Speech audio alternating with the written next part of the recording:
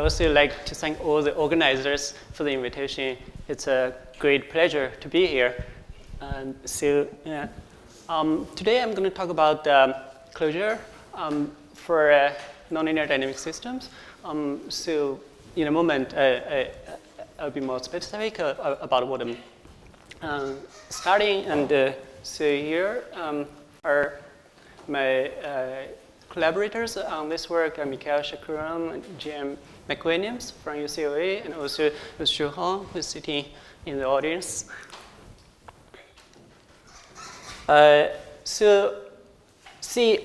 Giving us time-dependent and nonlinear partial differential equations describing some phenomena that we're interested in, right? So usually we're interested in the large-scale patterns in the PDE solutions, right? So, but if we only extract these large-scale patterns and do a standard Galerkin projection on these large-scale patterns, right? So the model usually cannot reproduce these large-scale patterns itself because of this small-scale patterns in the PDE that is interact with the large-scale patterns due to the nonlinearity involved in the system, right? So we need some way to take into account of the interactions between the large-scale patterns that we're interested in and the smaller-scale patterns, right? So, the way we will do it through the approach called parameterizing manifold, and it's based upon a variational approach. I will introduce this approach, then I will talk about more specifically how to construct such a parameterizing manifold. Then I show you some applications on some, I could say some academic models.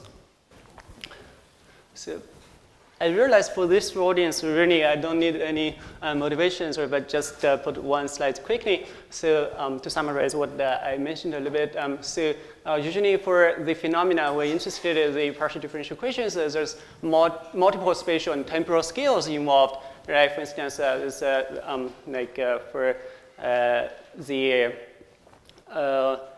MJO here, and like we see the interactions on different spatial scales. And also here's a picture I borrowed from Michael's early paper, and we saw Mickael elaborated on this already in the morning in his talk about the complexity in the scales in the time domain as well. Right? So these both scales in terms of spatial scale and the time, like in the temporal scales, because of nonlinearity, they are coupled together, right? When we do modeling, so this brings in a lot of difficulties if we want to model only the large scale patterns. Right? So, for instance, for the a Gulf Stream over here, if we do pick up a PDE model and we do cost resolution, then we need to find some way to take into the interactions from the missing scales. That's the so-called closure modeling problem. So here, there are many different ways of doing that, right? So the way we take is through variational approach based on a parameterizing manifold. And here, two references that we published a few years ago that lays out the basics for the approach. So just to, the basic setup is as follows. So we have a deterministic partial differential equation that is driven additionally by some noise. Here L is a linear operator, F is the nonlinearity. So pick up a fully nonlinear problem. So we can write it into the form over here by considering a basic states and do the perturbation around these basic states, right? Then we can delineate the linear operator and the nonlinearity that way. And so essentially, the setup it concerns problems of parabolic type, meaning that so there's a global attractors bounded set of the phase space, right, that attracts all the trajectories no matter where we start if we wait sufficiently long, right? And there are some examples that can be put into that form. And also for the noise, we consider just two types of noise for simplicity: linear multiplicative or additive noise.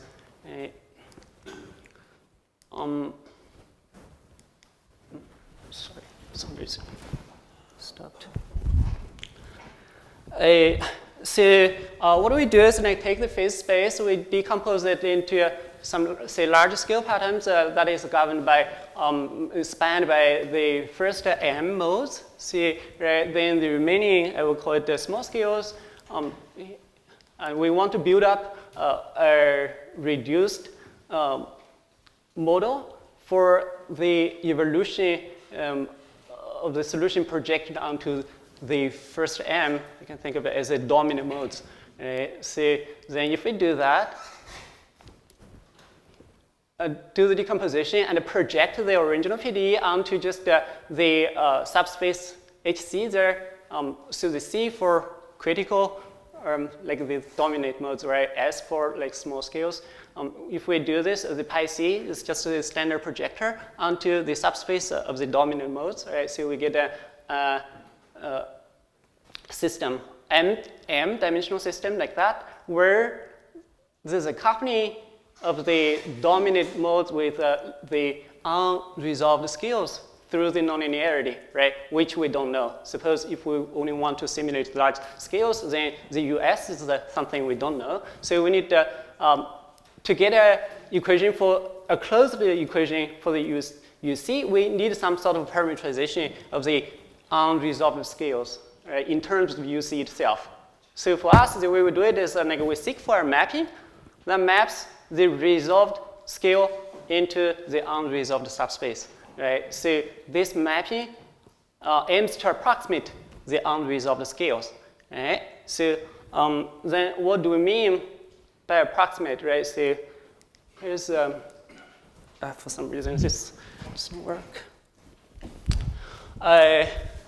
And I put a bit details over here, but essentially you just need to look at the picture over here. And thank you, Mickael, for laying down all the random dynamic system background over there, so I can just use it. So we have a stochastic model for the noise, right? So the time evolves this way. So at each noise pass, we have a fiber attached to it. That is my phase space at that time instance, right? For that particular pickup noise, right? So essentially, like, if we cast everything into the random dynamic system theorem, right? So that's the path. The black one is the path from the SPDE solution, right? The evolution of a particular solution trajectory. What we're seeking for is like at each fiber we have a manifold, the magenta graph over there, right? And we look for approximation of the solution evolving on the manifold at each time instance. There's an approximation of the corresponding solution in that fiber, right? So it evolves on the manifold only. Then the criteria we're looking for is like at each time instance, there will be some error, right? So it's not lying perfectly. The solution may not lie perfectly on the manifold. So there's an error that we made at each time instance. So if we look at the time average of the L2 norm over the error at each time instance, right? So that's what it is over there. And we want to minimize this error, right? In particular, it should be less than the variance kept in the unresolved modes itself, right? So that's the idea. In practice, we want the error as small as possible, right? To find some manifold to reduce as much as possible the variance contained in the unresolved scales. And to just give you a sense, here is a particular example that is a Lorentz AD model, which is a non-dimensional ODE system obtained as a Galerkin truncation of the shallow water equation. Lorentz he cooked up this example in the 1980s for the study of the instantaneous generation of the gravity fast gravity wave. Right? And so here I didn't write even down the model. If you're interested, here's a paper that we did with Mickael and James dedicated to Chekroun. But essentially what we have over here is like the Y1, Y2, Y3, the small evolving modes, right? So which we call the large scale here. And so essentially, so we pick up Y1 to be the most probable in order to just get a plot, right? Then X2 is one of the fast oscillating variables. So the blue surface over there is our parameterization, right? The blue surface is a parameterization, and on top of that is like each black dot corresponds to a solution at a time instance, right? So the solution, the corresponding Y1 variable is just the most probable value for the Y1. Then we plot on top of that. As you can see, most of the time, the solution of the non-dimensional ODE system actually it sits on the manifold, right? If you look at the two arcs over there, right? Of course, because of the fast oscillation, the manifold does not capture everything. So this is the transversal dynamics on top of that. That is not parameterized by the manifold, right? So, but essentially, you can think of a parameterized manifold, for instance, could be like the conditional expectation, as like this example shows, right? But in general, the manifold it's not unique, right? There are many ways of defining the manifold.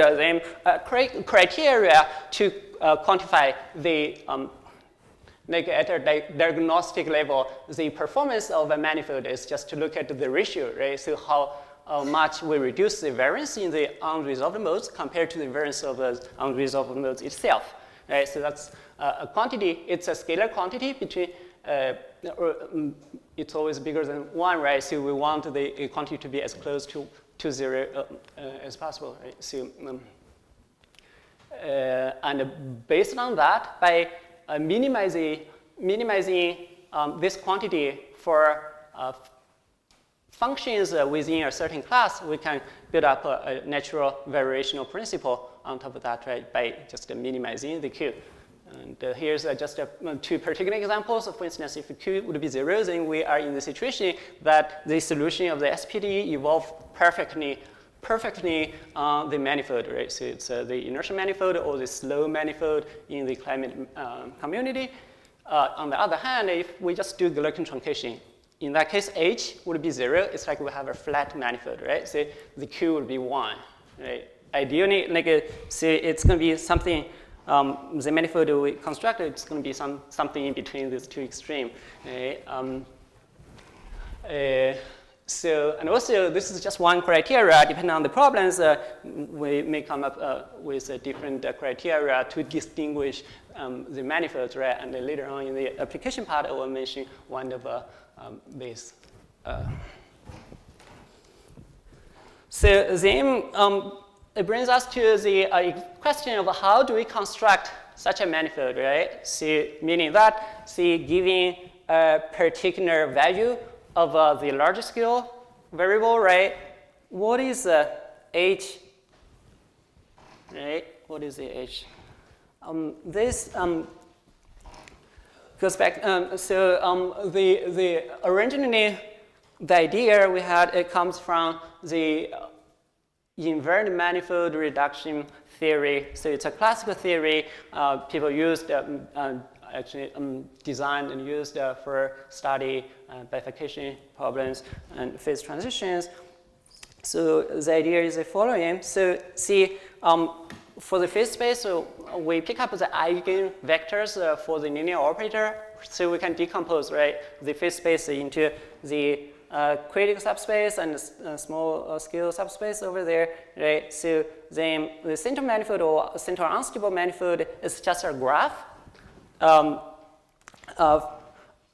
in HC that is near the origin, which attracts all the solutions if the solution stays all the time sufficiently close to the origin. And if it's invariant, meaning that if the solution starts initially on the manifold, right, then it stays on this local manifold only if, see, when later the solution gets large, it exits the boundary of the neighborhood where the manifold is defined, right? So it's attractive, so all the solutions stay close to the neighborhood, will be attracted to the manifold, and it's invariant, right? So then this gives a theoretical foundation to project the original PDE onto the corresponding invariant manifold, right? If you are interested, for instance, what's going on, say when you have a parameter moving, right, so the verification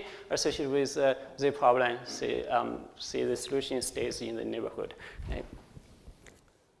Then how do we construct the H, right? So here's the H, the manifold itself of manifold function, it satisfies the so-called invariance equation. Here is just, I just give you a quick derivation. So just to give a sense, what is this invariance equation, right? So essentially, first we just rewrite the original PDE into this form here. I take away the noise, right, just for simplicity. Project onto the critical modes or the dominant modes and the small scales, right? I didn't do anything, so that's still the original equation, just project onto these two subspaces. We have this, right? Then, if we use this relation, right, because the manifold, it's a perfect parameterization of the small scales, right? If the solution stays on it, remember it's invariant, right? Solution starts on it, then stays on it until it exits through the boundary. So that's what we have, the relation. Then naturally it satisfies this equation for the small scales, right? So that's what it's going to satisfy. But at the same time, we can use chain rule over there, right? Just the Jacobian or the Fauché derivative of the manifold function times the derivative in the large scales. But we have the equation for the large scales. That's what we're going to have, right? Then these two, the right-hand side over here and the right-hand side of the last equation, they must equal to each other. So that gives us the invariance equation written over here, right? So the invariance equation is written like that. When you look at it, it's a first-order quasi-linear PDE, right, which is even harder to solve compared to the original PDE. So seems we make the problem even harder. But see, for most of the applications, you really don't need the full precise expression of the function itself, right? You can just do Taylor expansion and to extract out the first few approximations up to a certain order, right? To the leading order, it satisfies this equation. We just need to do Taylor expansion about of the H with respect to C, right? Just to collect the leading order terms. That's what we would have. Where Fk is the leading order terms in the Taylor expansion of the full nonlinearity F, right? And so this, because I consider the perturbed variable, right, then the k is at least 2, so it's at least quadratic. And turns out the solution to the approximation equation over here is given by the so-called Lyapunov-Perron integral.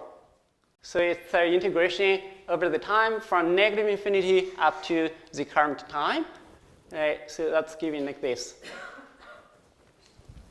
Okay, so we, up to now, we know the leading order satisfies this Lyapunov-Perron integral, right? So for instance, in the case with the L, the linear operator, it's diagonal, right? We can compute this precisely. It's just, it's going to be a homogeneous polynomial of order k in terms of the C variable. C is my dominant modes, right?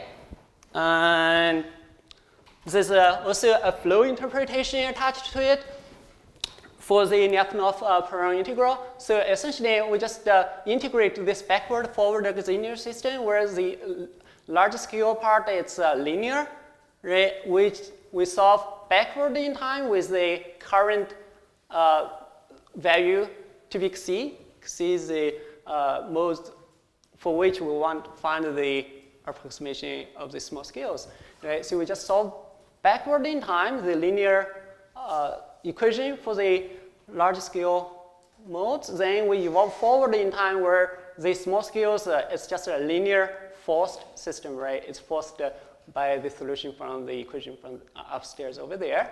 And the initial data for the small scale is 0, right, at negative tau. What is this negative tau? If we integrate it, right, and pick up the parameterization to be the solution to the small scales at time 0, right? We initiated at negative tau and stop at time 0. So that's the integral. If we push tau to infinity, then we recover the Lyapunov Perron integral. Right? So essentially, that's the idea.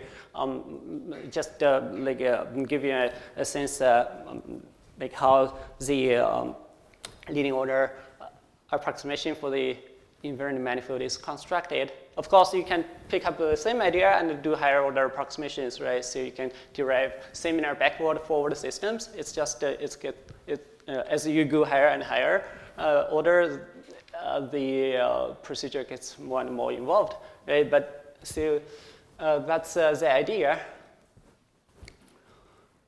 That's from the standard theory about the central manifold approximations. Oops, sorry. So then from there, we just go one more step, make a simple observation that actually, why do we need to take the limit? Right? So maybe there's an optimal tau that will give us the best parameterization instead of sending tau to infinity. So that's the starting point of where we come up with the parameterization manifold idea by looking at just the quantity Q, right? So to optimize Q. So there must be a tau that optimizes the Q. So that way, it will give us access to a family of parameterizations. Right? So that's the starting point, and they just motivate this on a concrete but simple example. It's like if we look at a two-dimensional ODE system like that, of course, for this system, you can solve everything explicitly. You know, there's a pitchfork bifurcation in the system, and also you can calculate the steady states analytically, right? But just as an illustration, so we just do apply the backward-forward approach to this problem. Look at the Q. Actually, if we look at the Q, like the tau for the parameter sent to infinity, that's what we would have. So where different curves correspond to different gaps, meaning that a different choice of the new 2 over there. So the quantity of the parameterization actually reduces when the gap between the eigenvalue for the unstable modes and eigenvalue for the stable modes, when they are getting closer to each other, the quantity deteriorates when tau goes to infinity. But if we look for the optimal tau, there's always an exact parameterization. There's always an exact parameterization if we choose the optimal tau. Right? So that just shows the importance of doing this exercise of minimizing the parameterization, right? So on this still deterministic setting, then what do we do if we have a SPDs? We do the same, right? So the difference, the only addition is like here for the large scale part, here it's like backward-forward system. We need to add, for instance, this is the linear multiplicative case, right? We add the linear Lois terms over here and here, right? And that's it. We solve backward the dominant mode and forward the small scales to come up with the parameterization, right? See, the parameterization at C and the fiber omega will be just given by the solution over there, right? So that's what we have. So compared to the deterministic case, The only thing is that now we have the history of the Brownian motion coming into the integral, right? So that's the only difference for the, that's for the multiplicative, linear multiplicative noise case. And for the additive noise case, again, it's just the noise coming into the backward-forward system. And still, we take the parameterization to be the solution of the small scales at the current time fiber, right?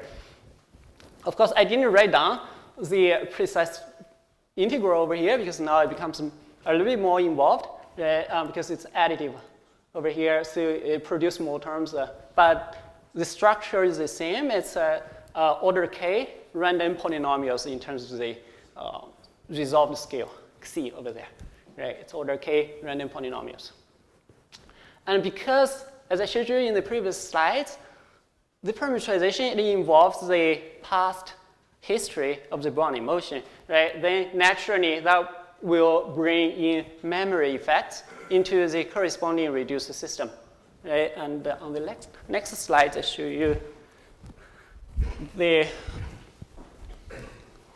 closure. It's like this, right? So essentially, as I showed you previously, so essentially we just need the approximation of the unresolved scales, right? Which is now replaced by the parameterization I cooked up, right? Through solving the backward-forward system. That, and so it's a non-Markovian closure because of the history of the Brownian motion involved in the parameterization. Right, and the noise term, there are two cases, depending on whether we are considering multiplicative noise or additive noise.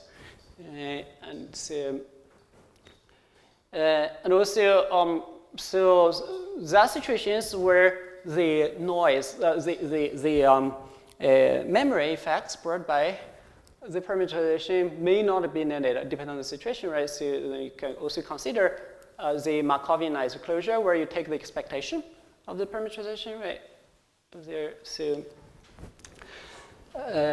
yeah, so that's the general strategy how we come up with the closure based on the parameterization. And with that, I'd like to show you some applications. So first, this is a deterministic case where there's no noise, but the system is just a self-organized turbulence or like chaos.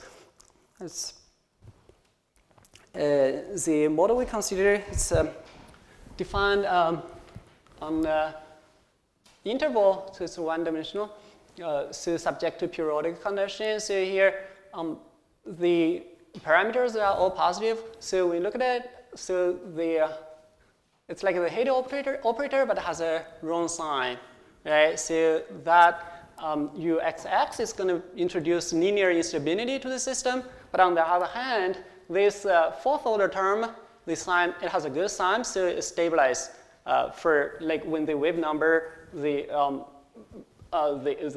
for large wave numbers, this term will dominate the linear instability created by the second order terms over there, and also, of course we have the standard quadratic terms that mix the energy between the modes.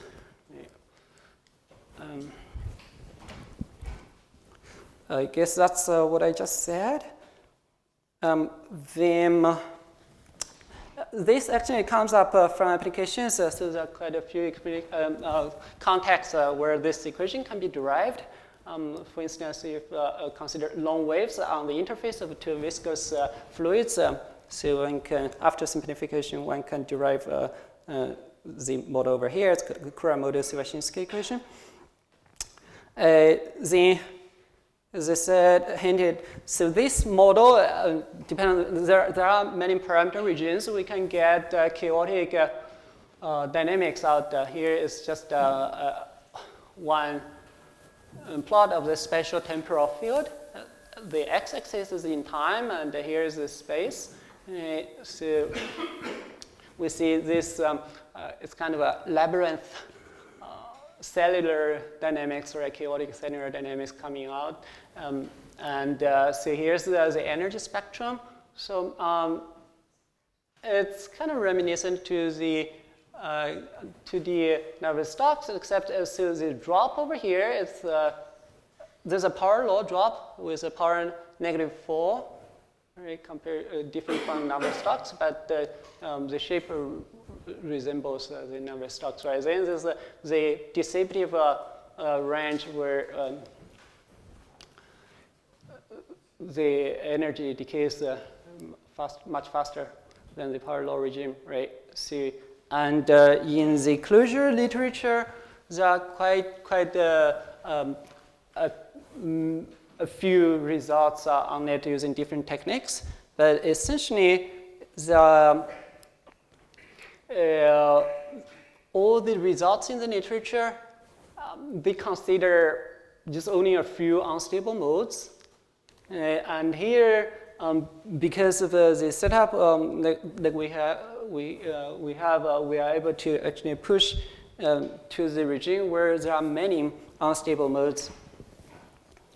For instance, just the same parameter regime showed on the previous slides. So that's the original spatial temporal field from the solution, right? So here it actually it has 31 pairs because I consider periodic boundary races cosine and sine modes. So there are 31 pairs of unstable modes, but we can still. So here the reduced system, we just use the first 31. These are the unstable modes, right, to build up our closure system.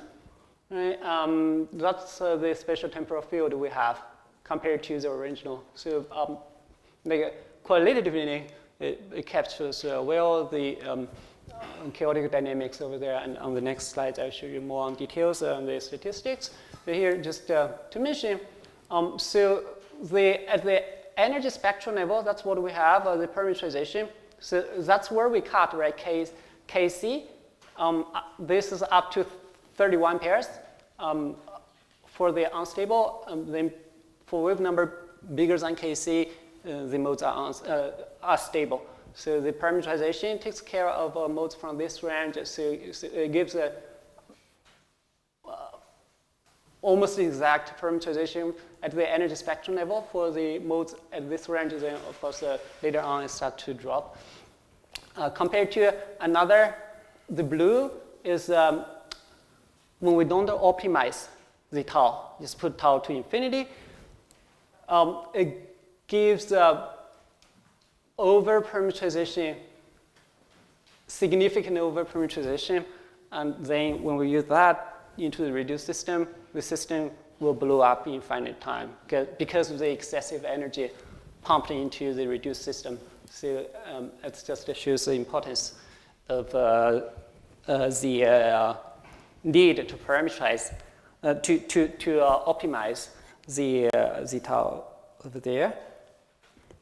And in terms of statistics, here, because we have 31 modes, of course we can look at the statistics mode by mode, but it's going to be too much. So here we just look at the average spatial ACFs in time, right? So that's the spatial autocorrelation, and we average over time period. Right? So that's what we have. The black is the true, and the red is from the reduced system. And the dashed red is, there's some actually analytic formula to approximate the true ACFs on top of that. So you can see it models very well the initial, but when the range of correlation is small, right, of course later on, so there's the scale is not as good as expected, or that should be when the distance gets large. But overall, we get good performance. Right? And also, we do this for parameter regions with even more unstable modes. We get similar performance. We tried even for a system with 99 pairs of unstable modes, and still give quantitatively almost the same performance like what we have over here. So that's almost right. So I'll mention very quickly. So this application of Berggrens. then we'll make a conclusion. So essentially here, the difference is like we have instability coming from the linear term over here, the lambda u term, and the second order term is good. So stabilize the system, and we place in a parameter regime where the viscosity is small, so it has like a sharp local gradient involved. Here I just showed 2 snapshots of the SPD solution. Because of the interest of the time, so I will not go into too much into the details, but here is just some results. So on the top, that's the SPD, spatial temporal field. And if we do Galerkin, even up to Galerkin spectrum projection rate, see 50-dimensional Galerkin, it still misses the direction of the large scale propagation over there, right? But instead, if we just do 30-dimensional Markovian, PD reduced system, it's already rectified the propagation for the large scale patterns. Of course, in the details, if you look at small scales, there's some mismatch, but that's not the purpose, right? So we're interested in large scale patterns, and that's some statistics. The green is from the Galerkin 50-dimensional, and the red is from the 30-dimensional closure, right? So, and we can even go to smaller dimension. Of course, when we reduce the dimension further, the Markovian start to be wrong. And if we add, that's the place where we need the history of the noise into the reduced system. If we do the non-Markovian version, then again it rectifies the propagation. The direction of the propagation and the large scale patterns. So that's the PDF associated with it for 20-dimensional non-Markovian, and we can even go further down to 14-dimensional 14-dimensional reduced system, non-Markovian reduced system that still perform decently in terms of statistics. Of course, for the 14-dimensional, the spatial temporal field that it's not quite right, but the statistics it's still decent. That's for this example, and finally I just summarize quickly. So we have a way to derive a non-Markovian system, right, for SPDs, which is of this form, and the main idea is based on a parameterization, which is built from backward-forward system, right. This system is linked to the original system, right? So it's structural and it's dynamically based on the original SPDs, meaning that, so here this is just one parameter per high modes. We need to calibrate the corresponding tau. Of course, this is done by using SPD solution data, right? So once we do that, so we get a non-Markovian SDE of this form to approximate the large scale patterns of the SPD dynamics, right? Of course, this is just a first step, and we can go further, right? So to add more terms to close, so because like the Markovian or non-Markovian closure, there's still residual left, right? So that's something we don't model. We can build up some use other techniques to model the residual and to improve further the performance. And here's some relevant publications. Thank you for your attention.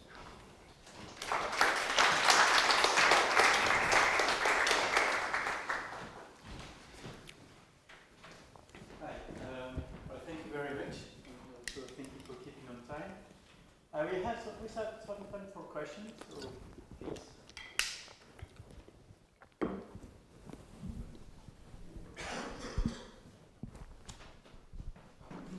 It's unclear to me how complicated it is to compute your H, compute this integral forward and backward. This looks like very expensive, so can you comment on that? No, see, actually not. So let me go back. So this is a part I didn't get too much time on that. So, yeah. For instance, for this one, it can be solved analytically because here it's just a linear forced system.